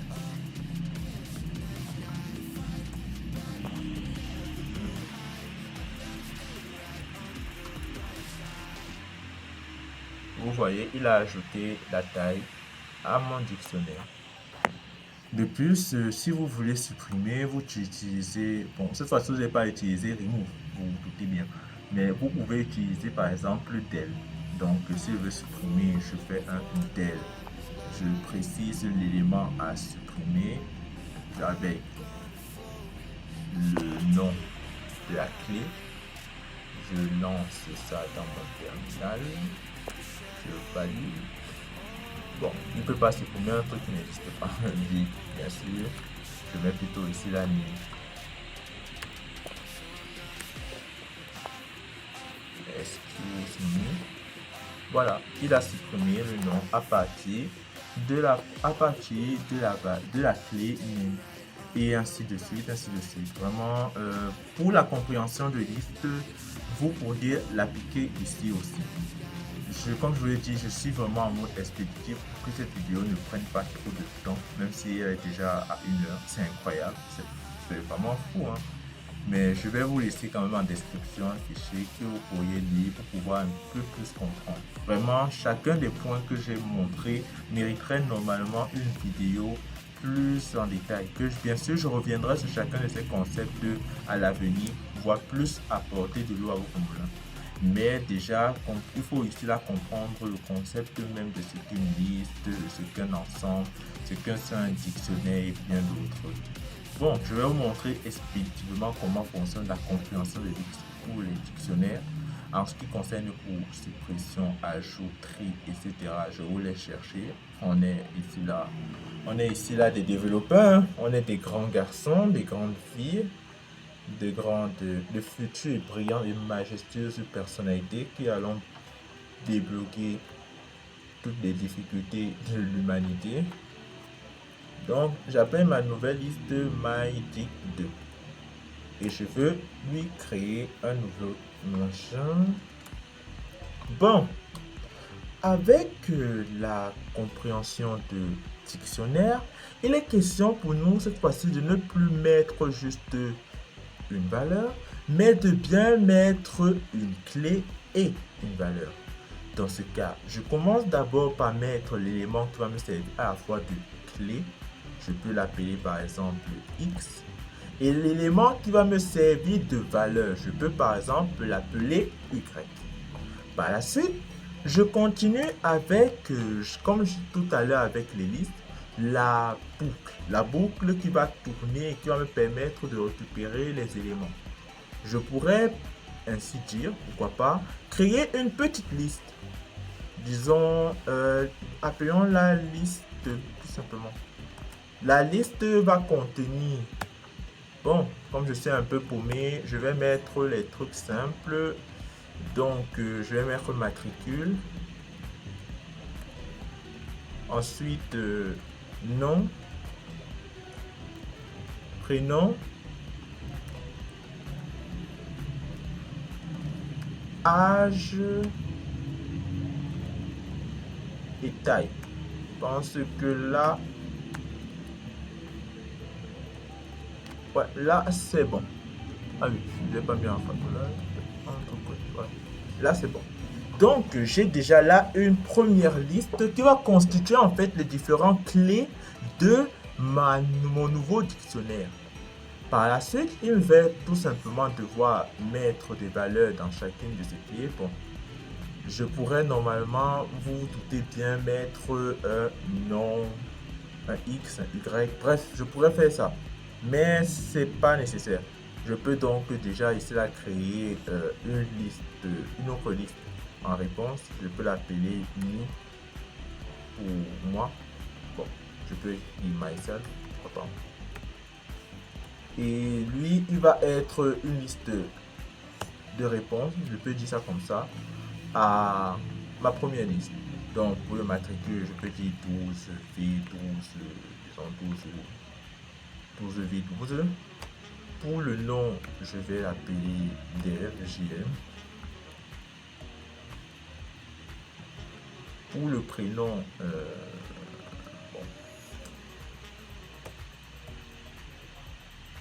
non.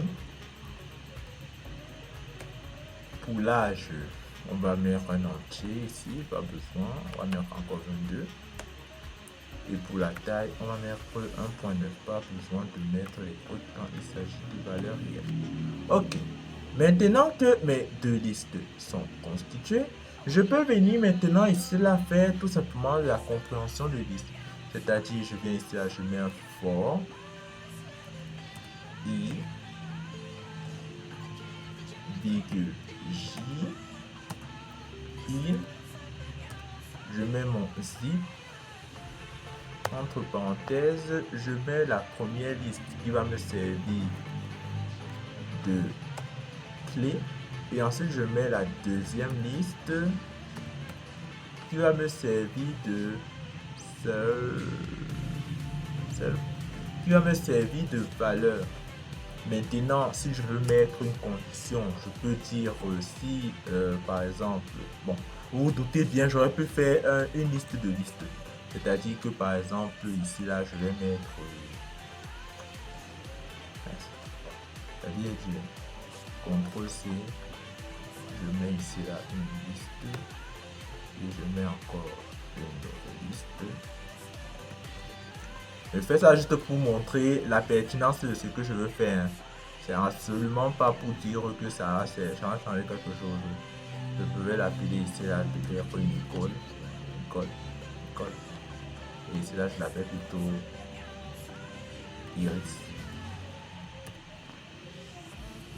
Bon, on va laisser deux. Ou les trois. Voilà. Je vois pas trop en quoi ça sert, mais bon. Là, on va plutôt mettre, disons, 14. Ah, pourquoi pas. Ici, on va l'appeler Thomas. Et ici, on va appeler Ngo. Je sais pas comment c'est Ngo. On va appeler Li. Ouais, Thomas Li. Bon. Ici, on peut mettre 24. Ici, on peut mettre 22. Et voilà, on est bon. Et après, bon, on peut mettre une condition en mode si par exemple, si le matricule est par exemple différent de matricule. Bon bref, je vais mettre quoi ici là, parce que c'est un champ. Si c'est un champ du champ. Bon, si myself entre crochet, myself entre crochet, le premier élément, entre crochet, le deuxième élément. Pour ceux qui n'ont pas encore compris, c'est ça une matrice. Le deuxième élément est différent, par exemple, de non, ou de nul, peu importe. Dans ce niveau, bon, je vais devoir mettre plutôt ici là I et J parce que sinon il n'a pas bien compris pourquoi est-ce que j'ai mis I, Y, après en commun I, J. Il a pas percuté en fait. Et je pense que c'est bon en fait. Maintenant, je lance pour que vous voyez un peu ce que ça donne. Bon, je vais d'abord nettoyer parce que sinon on ne voit rien. Je lance. Ah oui, une fois de plus, n'oubliez pas de mettre un print. Ah, il faudrait qu'on écrit ça sur mon mur.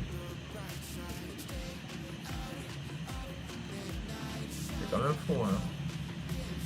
Il est pratiquement 1h et plus. Vraiment, chapeau à tous ceux qui sont restés jusqu'à là. Hein. Moi, je ne sais pas ceux qui sont restés jusqu'à là. Et voilà. On a donc... Ah oui, le bug. Bon, ici là c'est un peu normal, il a parcouru mais il n'a pas très bien compris ce que vous voulez qu'il parcourt. Donc pour ça je vais tout simplement mettre ici là un x3. Et bon en fait quand je dis x3, vous avez compris, c'est matrice. Donc ça va faire une matrice qui a 3 fois le même élément. Le x3, je crois que ça va un peu corriger l'ensemble.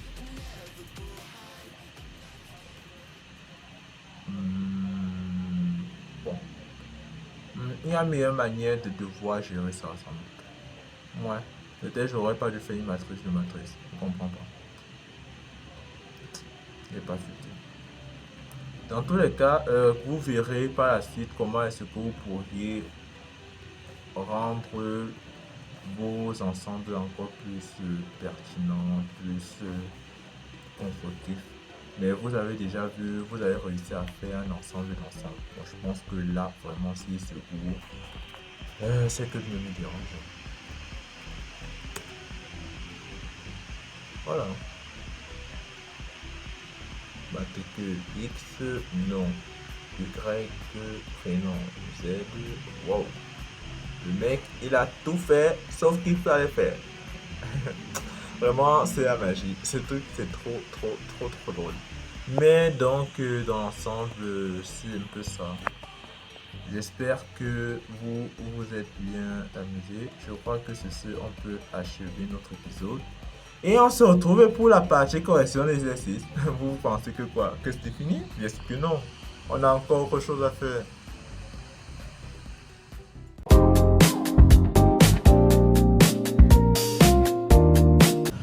Rebonsoir. On se retrouve maintenant pour la correction de l'exercice que je vous avais laissé lors de l'épisode précédent. Il était question pour nous de faire un système de calculatrice, un petit système utilisant des fonctions pour pouvoir faire des opérations simples telles que des additions, des soustractions, multiplication et division. Bien sûr, vous pouvez aller un peu plus, faire des factorisations et bien d'autres. Mais pour le cas de la correction, je vais juste vous montrer le modèle que j'attendais de vous. Dès lors, pour pouvoir commencer, créons déjà ce qui va s'apparaître comme étant notre système. J'attendais donc de vous que vous fassiez d'abord une sorte de menu, un menu de choix dans lequel on pourra récupérer les différents, j'ai envie de dire, valeurs. Si par exemple on a, j'ai envie de dire,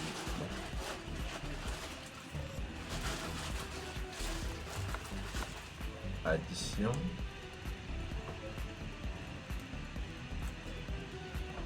soustraction,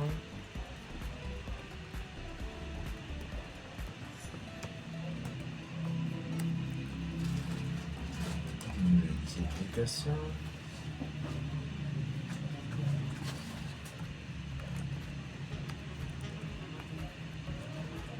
division.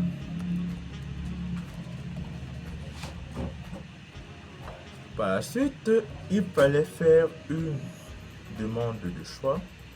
Vous pouvez l'appeler par exemple choix, pourquoi pas. Et à choix, vous demandez tout simplement input, entrée, print.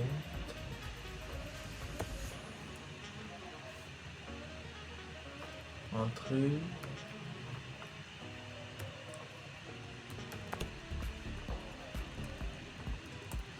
un choix. Ou entrer une valeur, pourquoi pas.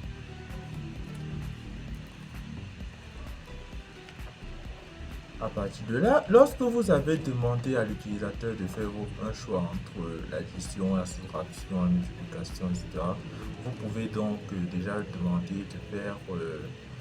bon, on entre dans la boucle. Vraiment, on va pas trop perdre du temps. Ici, on va créer une boucle while qui peut fonctionner, disons, à l'infini. C'est pas grave si elle fonctionne à l'infini, du moment qu'on prévoit une porte de sortie. Maintenant, une fois qu'on entre dans la boucle, bon, ça, vous n'oubliez pas d'abord d'afficher une première fois le menu. Vous voyez vraiment que l'utilisateur entre une valeur. On va dire menu tout simplement, si on peut pas espérer que c'est voilà. Maintenant, une fois dans la boucle, on va utiliser la méthode match pour pouvoir affecter une fonction à chacune des méthodes en question. Dans le cas number one, le cas de l'addition, bon, c'est match choix, bien sûr. C'est match choix. Dans le cas de l'addition. Je convertis d'abord ça en entier, comme ça, s'il y a une erreur, ça va buguer. Ok. On prévoit le case où la valeur c'est 1. Dans ce cas, l'utilisateur a choisi l'addition. On pourrait donc dire qu'on va par exemple faire un j'ai envie de dire résolve ou résultat si vous préférez, qui sera égal à bon, j'ai plutôt envie d'appeler ça addition.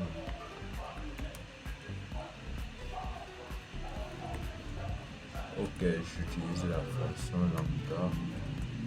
Je fais passer en paramètre de variables a et b.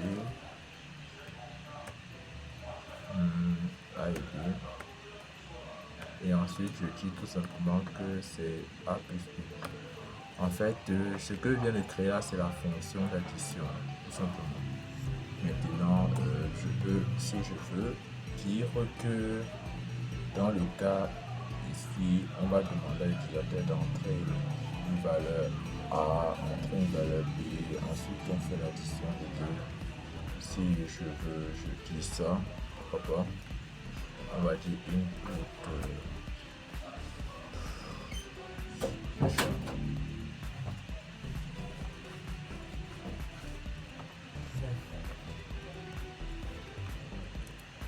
Disons x1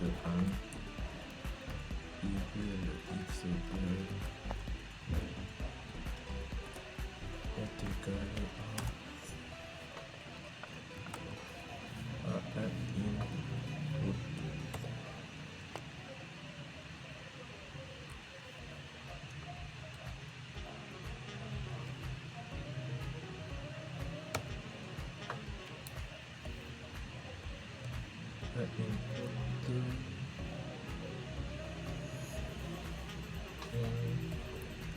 Input entre deux valeurs.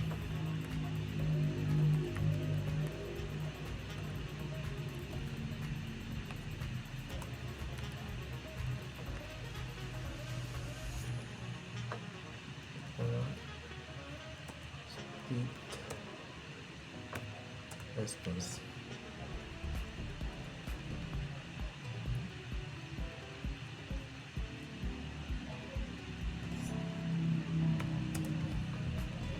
Et ensuite, on va faire un print pour le résultat.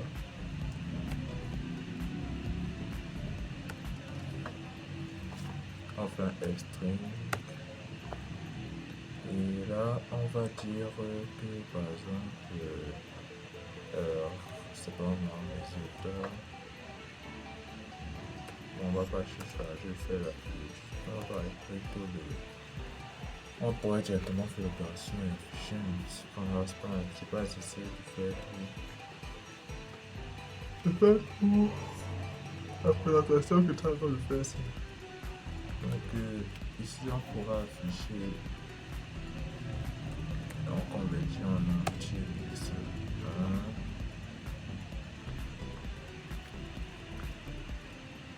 Bon, on pourrait tout simplement affecter ça dans la tête.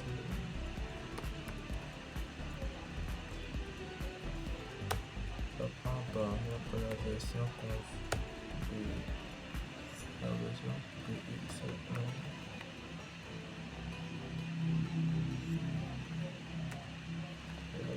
Convertir x2.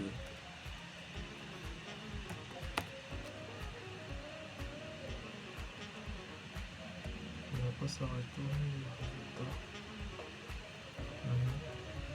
Ça c'est le cas de l'addition. Par la suite, on fait la même chose pour la soustraction. On va appeler ça FL à fermentation, mais vraiment à faire. Vraiment à faire. Donc, c'est là, c'est plus.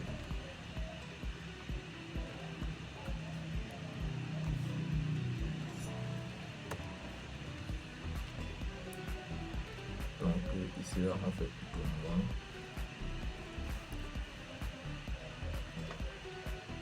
Pour la multiplication, bref, vous avez compris la chanson.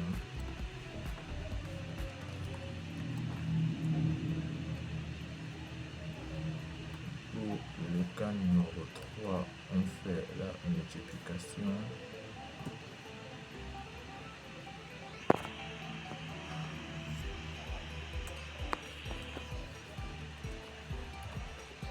Pour le cas numéro 4, on fait la division. On pourrait faire que ça soit une division intelligente ou pas, c'est pas important. Mais ceci étant, on met ça d'abord. Ok. Et on peut même prévoir un dernier cas, le cas numéro 5, quand on veut sortir, on va ajouter ça.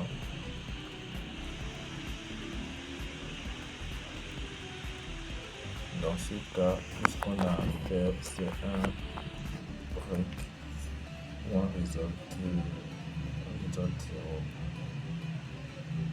Voilà, c'est le break. Un break pour pouvoir sortir. Bon, on peut mettre un petit print pour dire fin de la boucle, de fin des opérations.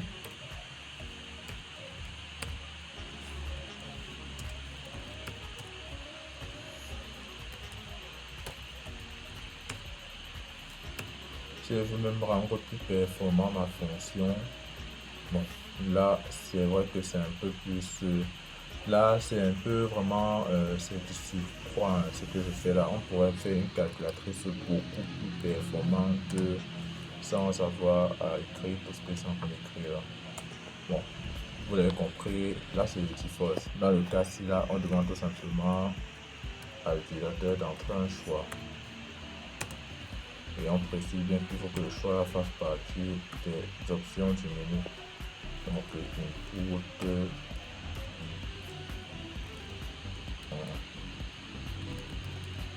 et une valeur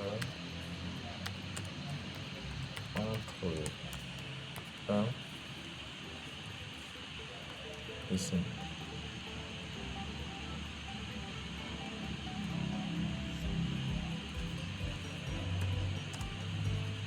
Donc on va mettre cette valeur en entier.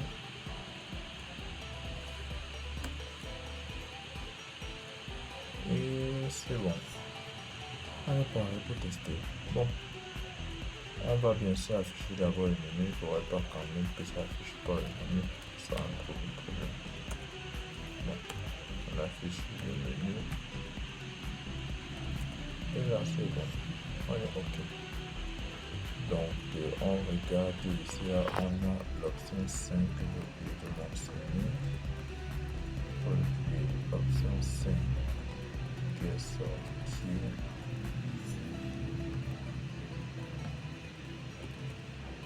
Ok. On exécute notre petit programme.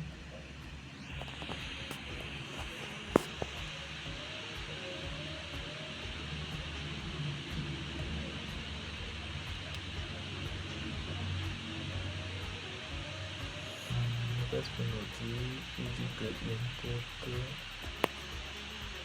keyboard interrupt. Bon, c'est pas grave. Je sais pas trop ce qu'il dit pas. Je peux pas comprendre.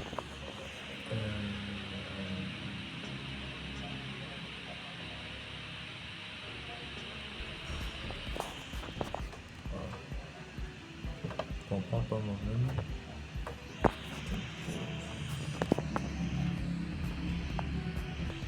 Bon, ok, j'ai un peu regardé, c'était juste un petit problème avec les accolades. En gros, dans un input, il faut que ça soit double côté, pas une seule côté pour la petite erreur. On lance le programme, on me dit de choisir entre 1, 2, 3, 4, 5. Je tape 1. On dit entrer deux valeurs, j'entre disons 1 et après j'entre 2. Il me dit le résultat c'est 3. Entrer deux valeurs, entrer deux valeurs. Ok, j'ai compris. Je crois qu'il n'a pas bien compris qu'il fallait qu'il sorte d'ici après. C'est logique. Je vais donc mettre ici là un break. Et ici, on va le mettre partout des breaks parce que je crois que c'est ça qui a fait cas dans le case. Mais dans ce cas, ça veut dire que pour l'autre, c'est quand même quelque chose qu'il faut mettre.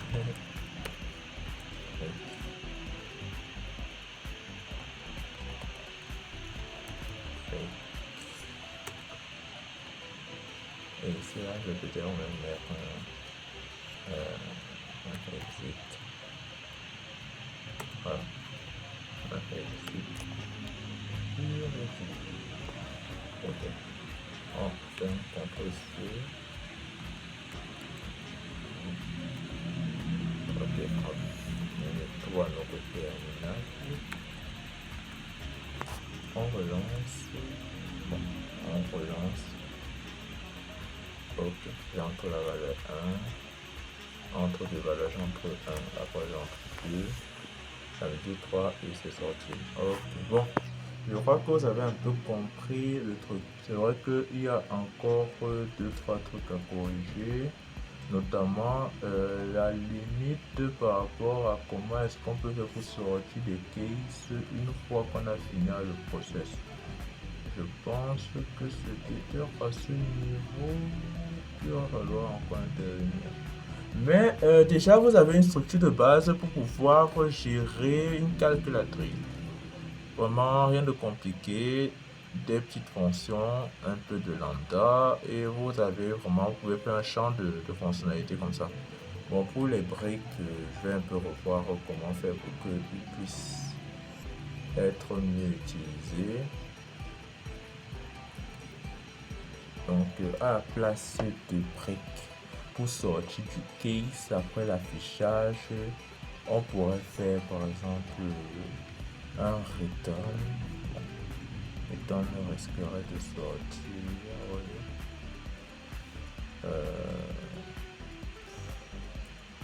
Disons un return. Papa. Je suis pas sûr que ça va servir quand je trouve que c'est pas une fonction. Ouais. Faudrait carrément demander si encore qu'on a autre choix. Je vais un petit peu.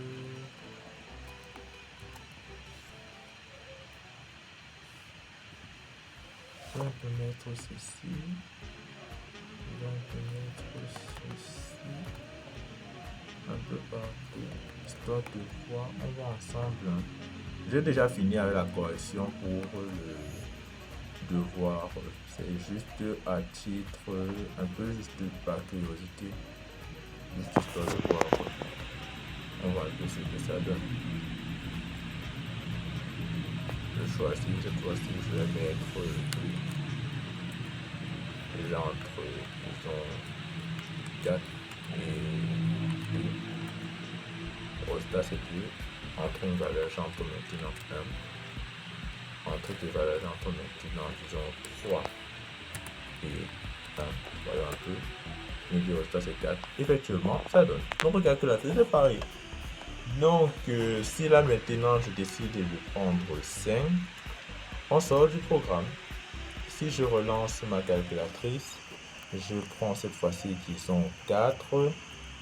Je mets d'abord disons 4, après je mets 2. Le résultat c'est 2. J'entre un nouveau choix, disons j'entre 7 par exemple. On me dit entrer une valeur entre 1 et 5. Non mais franchement les gars, on vient de faire une calculatrice quand même. Et vous voyez vous-même, il n'y avait pas à se casser la tête, pas besoin de longues fonctions. Vraiment, pour tous ceux et celles qui ont pu suivre cette petite correction, je vous invite à reprendre ce code, à le travailler, à l'améliorer, de sorte à ce que vous puissiez vous aussi plus facilement avoir ce genre de réflexe. Ne vous figez pas dans un modèle fixe. Vous pouvez vraiment faire beaucoup mieux. J'en doute même pas un peu. Sur ce, s'achève notre épisode. Je vous remercie beaucoup pour tous ceux et celles qui ont suivi cet épisode jusqu'au bout. Je sais, elle a été très éprouvante, notamment parce qu'on a beaucoup parlé, beaucoup échangé, mais j'espère très sincèrement que tout ce que que j'ai eu à vous apporter au cours de cet épisode vous sera grandement utile, honnêtement.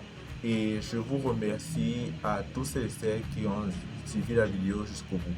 Je vous invite à liker et à commenter pour voir comment faire pour pouvoir améliorer les prochaines vidéos et comment rendre le contenu toujours plus attractif et pour pouvoir gagner de nouveaux développeurs dans la communauté. Donc, merci à tous et on se retrouve pour un prochain épisode.